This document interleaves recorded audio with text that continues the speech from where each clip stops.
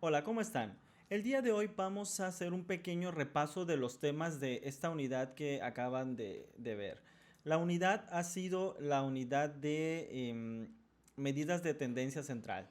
Vamos a empezar por el tema más sencillo.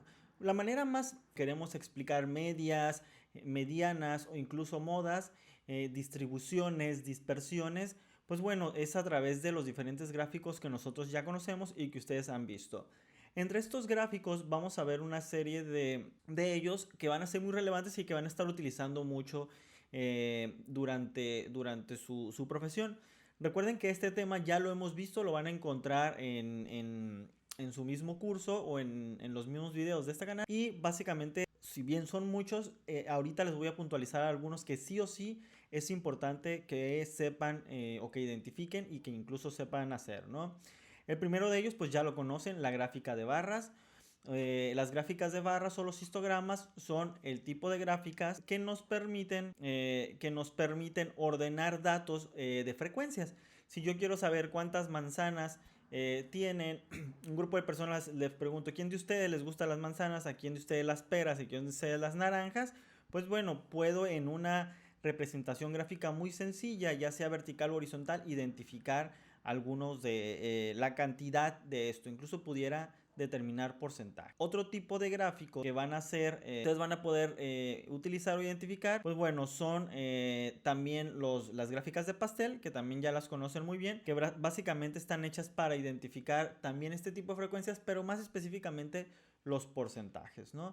En una representación circular. Lo que vamos a hacer es que vamos a ver el porcentaje de las frecuencias que hemos visto. Cada una de las partes va a representar ese porcentaje. Ahora, otro tipo de gráfico que también van a utilizar o que van a identificar, pues bueno, va a ser el tipo de gráfico. El gráfico de líneas, lo que nos va a identificar, pues también va a ser lo mismo, las frecuencias, pero en esta ocasión a través de una línea y nos puede comparar con las frecuencias de otras mediciones en otra línea. Esto es muy útil, por ejemplo, cuando queremos evaluar alguna distribución a través del tiempo o también simplemente para comparar alguna dos mediciones a través del tiempo, por ejemplo, ¿no? Otro de los gráficos va a ser el box plot, el diagrama de cajas o de bigote. Este gráfico es bien interesante porque lo que nos va a hacer es hacer un gráfico basado en la mediana, un tema que también vamos a ver posteriormente y que ya ustedes conocen. Este gráfico de caja o de bigote lo que nos va a hacer es que va a representar la mediana, es decir, en donde se encuentra el 50% de los datos, ¿no? Aquí también nos va a calcular un cuartil inferior, que es el 25% de los datos, y el cuartil superior, el 75% de los datos. Este gráfico lo que nos va a decir es que justo en este punto en medio, aquí nos va a decir en dónde se encuentra el 50% de los datos. Aquí los valores, el 25% de los datos en los extremos, ¿no? Entonces sería aquí el 25, el 50 y el 75%. Ahora bien, estos bigotes que tenemos aquí nos van a indicar los extremos y aquí podemos identificar que aquello que se salga de estos extremos van a ser los valores atípicos. Entonces los gráficos o la caja de bigotes o el box plot también nos puede ayudar a identificar aquellos valores que por alguna razón están haciendo ruido y realmente no se corresponden con la distribución de los datos. Digamos que yo les pregunto su edad y por ahí veo un promedio de 21 años, pero veo a alguien que puso 100 años. Ese es un valor atípico que cuando yo en estadística lo utilice me va a generar promedios que quizá no sean reales con el promedio total del grupo, ¿no? Tendría que yo tratar este valor. Y otro de los diagramas que podemos identificar es la gráfica de dispersión.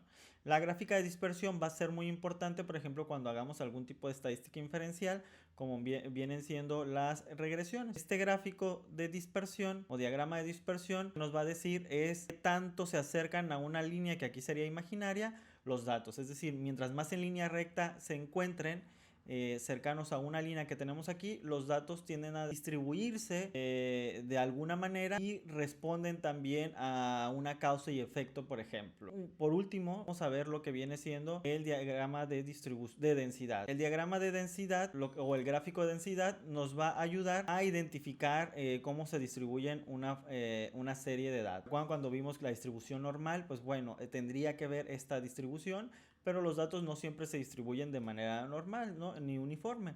Y entonces este tipo de gráfico nos va a ayudar a determinar cómo se distribuyen estos datos. Bien, esa es la parte de los gráficos, que va a ser muy útil cuando queramos expresar datos. A veces con esto ya podemos decir muchas cosas y ya con esto podemos hacer un análisis. Ahora vamos a hablar de lo que son las medidas de tendencia central. Este es un tema básico y muy importante porque va a ser lo inicial para empezar a hacer algunos análisis estadísticos, o estas medidas nos van a ayudar a hacer análisis estadísticos que, si bien ahorita pueden ser de manera descriptiva, posteriormente también va a ayudar a hacer análisis más completos o más complejos, como los análisis inferenciales. Lo primero que vamos a ver, la mediana lo que va a hacer es que va a decirnos en dónde se encuentra el valor medio de los datos, o en dónde está exactamente la mitad de los datos.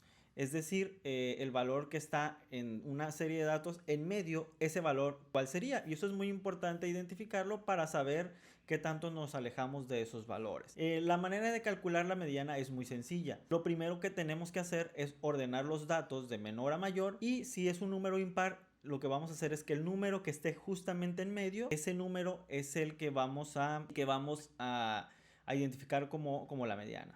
Como vemos aquí en el ejemplo, digamos que tenemos sencillamente los valores 1, 2, 3, 4 y 5. Aquí no hay pierde, el valor del medio es el 3. Ese 3 es nuestra mediana. Aquí no tenemos que hacer más, ¿no? Porque si se fijan, pues de 5 valores es impar, es el valor ordenado de menor a mayor que se encuentra en medio. Ahora, la diferencia va a ser cuando sean números pares. Aquí vamos a encontrar los dos valores que se encuentran justamente en medio, y vamos a aplicar una formulita muy sencilla, que sería la suma de esos dos valores entre 2, es decir, vamos a sacar el promedio de esos valores, y ese será nuestra mediana. Digamos que tenemos los valores 1, 2, 3, 4 y 5, obviamente ya ordenados. No importa que al principio no lo estuvieran. Y entonces aquí nuestro valor vamos a sumar 2 más 3 entre 2, y ese va a ser nuestra mediana. Muy sencillo, ¿verdad? Entonces, ustedes ya saben cómo sacar una mediana. El siguiente valor va a ser la moda. ¿Qué es la moda? La moda es el valor que se repite más veces. Y esto nos puede servir para saber, por ejemplo, cuál es aquello a lo que se le está dando más importancia, ¿no? Yo quiero decir, quiero saber de estas tres, o de estas 3 o 4 o 5 objetos o cosas, cuál es la que se menciona más, porque es la que está causando mayor interés, ¿no? Yo puedo simplemente decir, voy a ver del 1 al 5 cuál es el medio audiovisual que consumen los jóvenes universitarios, y aquí simplemente voy a decir, por ejemplo, pues consumen redes sociales, videos en streaming, y ven otras cosas, ¿no? Y veo que lo que más se contesta, a cada uno le doy un valor, que lo que más se contesta es a lo mejor redes sociales, que tuvo el valor 1, y bueno, pues ese será el valor que sería la moda. Entonces, el valor que más se repite en un conjunto de distribuciones, ¿no? En este ejemplo podemos ver que el valor que más se repite es el 6. Nos falta el último tema, que es el que también van a estar utilizando muchísimo, que es la media aritmética. La media aritmética es simplemente, o la media, como la vamos a estar conociendo, es simplemente la suma de los datos entre la cantidad de datos que obtuvimos. Digamos que yo tengo diferentes números. Digamos que sumo 5 más 7 más 8. Eso lo que hago es que sumo estos valores, lo divido entre 4, y eso es lo que me va a dar la media. Eso es importante, por ejemplo, si yo quisiera conocer el promedio de edad del grupo, porque con base a eso pues voy a ver el contenido que voy a utilizar. Entonces yo les pregunto cuál es su edad, y simplemente lo que voy a hacer es sumar todas esas unidades y las voy a dividir entre el número de personas que contestaron esta pregunta, y esa va a ser mi media. Esto ya lo aprendieron a hacer en Excel, y también cuando ustedes ejecuten algunos cálculos, por ejemplo en el JAS o en otro software estadístico, pues bueno, ya también les va a dar la oportunidad de generar estas medias. El siguiente tema es el de cuartiles, deciles y perceptiles. Básicamente lo que vamos a utilizar muy constantemente son los cuartiles y los percentiles. Un percentil es muy sencillo. Un percentil es uno de los valores que puede tomar entre el 1 y el 100. Y esto representa el 1 y el 100%. Por eso es un percentil. Cuando hablamos de cuartiles, lo que vamos a hacer entonces es que vamos a analizar nuestros valores en los diferentes elementos que pueden tener este 100%.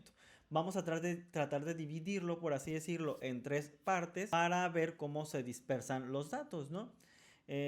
Vamos a ver primero el 25% de los datos sería el cuartil 1, el 50% de los datos, que es la mediana, el cuartil 2, 75% de los datos, que es el percentil 75.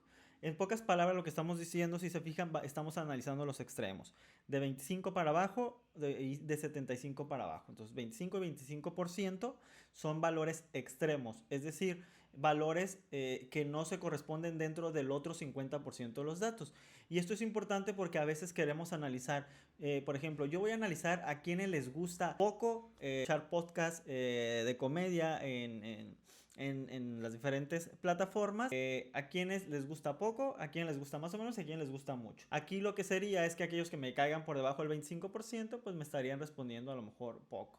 El 50% sería el promedio de ustedes, cuáles serían su respuesta, y el otro arriba del 75%, pues bueno, también serían que les gusta mucho. Aquí tenemos una serie de datos. Digamos que yo quiero saber cuáles son aquellos valores que están en el 25% inferior, entre el 50%, que sería la mediana, y del 75%, por arriba del 75%. Entonces, aquí lo que tendría yo, por ejemplo, en Excel es muy sencillo. Yo lo que haría es sacar el cuartil, una pequeña fórmula que en inglés es cuartil y en español simplemente sería cuartil. Y le ponemos aquí del cuartil de estos valores, le pondría el cuartil que yo quiero. Yo quiero saber cuál es mi primer cuartil.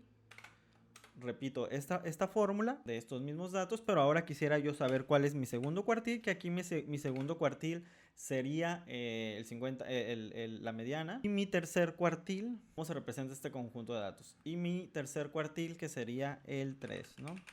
Y aquí yo ya tendría mis cuartiles. Así de sencillo se calculan los cuartiles. Sería mi cuartil 3. ¿Okay? Fijan, este sería mi cuartil 1, mi cuartil 2 y mi cuartil 3.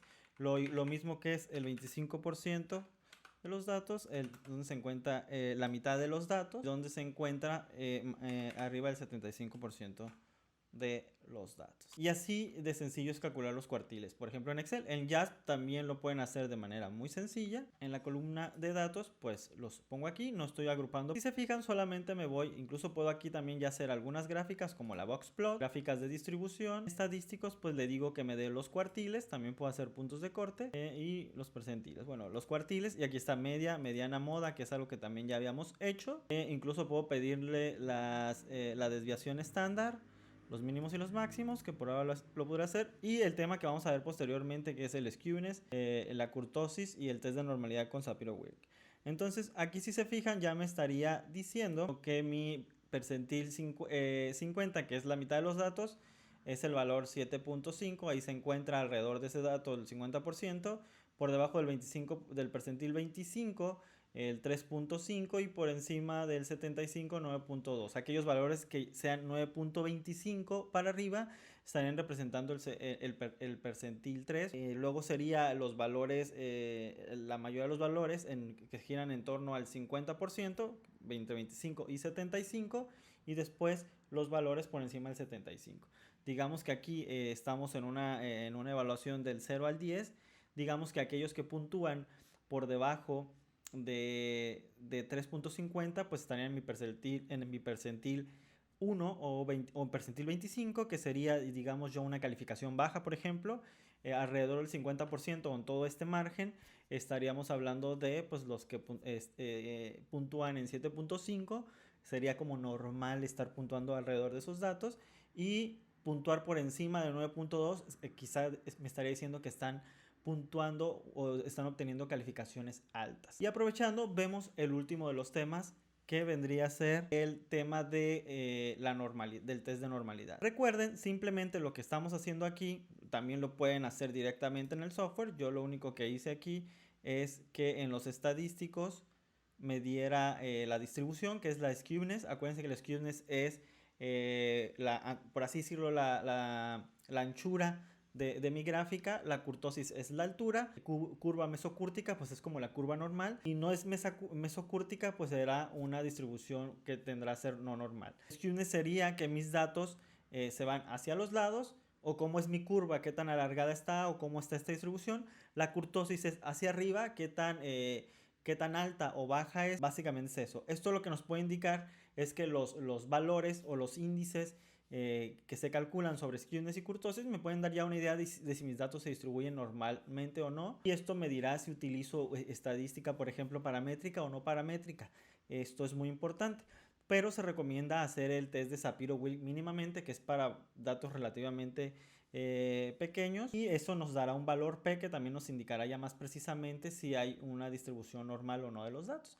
Aquí, por ejemplo, me está diciendo de que estos datos que yo metí, el valor de mi kurtosis es de menos 1.2, el valor de mi skewness es de 0.2, mi p-value o mi valor P de Shapiro Wheel es de 0.7. De entrada, cuando hablo de mi skewness, recuerden que aquellos valores, bueno, hay diferentes autores. Algunos autores manejan que entre más menos 3 estamos dentro de ese rango todavía en datos normales. Si no nos alejamos de ahí, todavía al parecer no nos distribuimos de una manera no normal. También vamos a ver que nuestros valores de kurtosis se puede ser aceptado entre más menos 10. Aquí también nos encontramos por debajo de eso, lo que ya me está indicando que mis valores son normales, que mi distribución de estos datos son normales. Y por último, que mi valor P, acuérdense que yo voy a elegir, por ejemplo, en este caso una P menor o igual a 0.05, y si mis valores caen dentro de 0.05, entre 0 y 0.05, lo que me está indicando es que si hay una significancia entre los datos, es decir, no son normales, la distribución no es normal, sí es significativamente diferente, por lo cual se van dispersando por donde ellos quieren, por así decirlo, y en ese sentido yo no podría hablar de una normalidad de los datos o una distribución normal de los datos, pero aquí me está indicando un valor de 0.7 muy por encima de 0.05, y eso me está indicando precisamente que mis datos son normales, por lo cual yo ya podré hacer posteriormente algún tipo de estadística más paramétrica, ¿no? Por ejemplo, una T de student, una estadística, una correlación de Pearson, etcétera. Incluso esta distribución pues también me ayudará a cumplir con algunos de los assumptions o algunos de los requisitos con otro tipo de estadística. Por ahora espero que haya quedado como clara esta revisión rápida de los temas de esta unidad y que les pueda servir para entender o integrar estos diferentes temas que hemos estado viendo. Si quieren ver específicamente de qué se trata o más a fondo cada uno de estos temas, pues bueno, los tienen en este mismo canal, los tienen en su curso, y con esto espero que quede complementada esta información. Pues me da mucho gusto saludarles, me da gusto que estén realizando sus actividades, espero que se encuentren bien y espero verlos pronto. Cuídense mucho, nos vemos, bye.